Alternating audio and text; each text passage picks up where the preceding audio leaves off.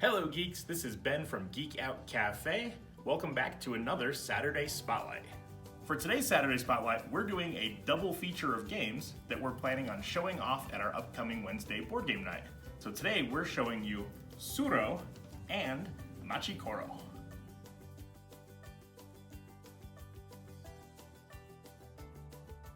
In Tsuro, the dragons have been protecting the intertwining lines of fate for centuries, guarding the delicate balance between choice and destiny.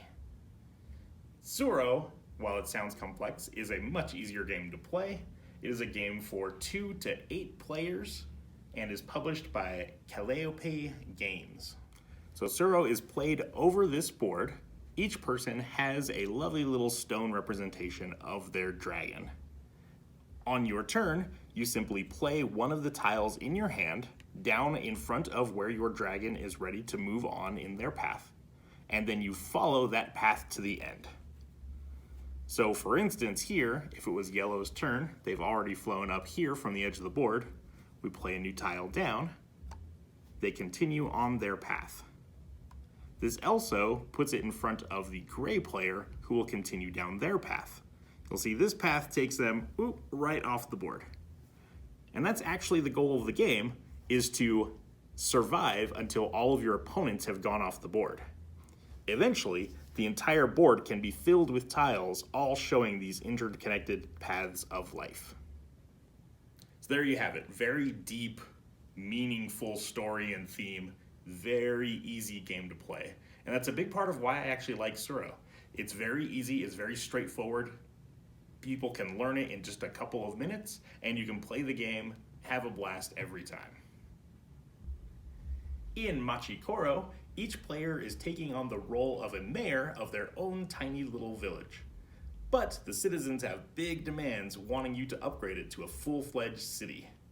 So Machi Koro is a game designed by Masao Suganuma and published in the US by Pandasaurus and designed for 2 to 4 players.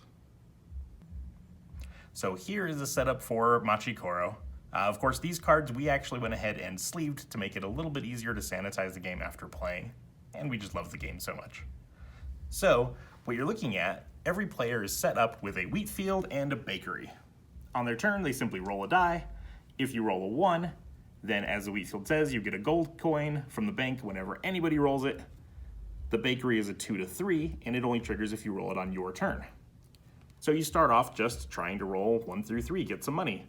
But as you go along, you can also buy additional locations. So the flower orchard is when everyone rolls a 4.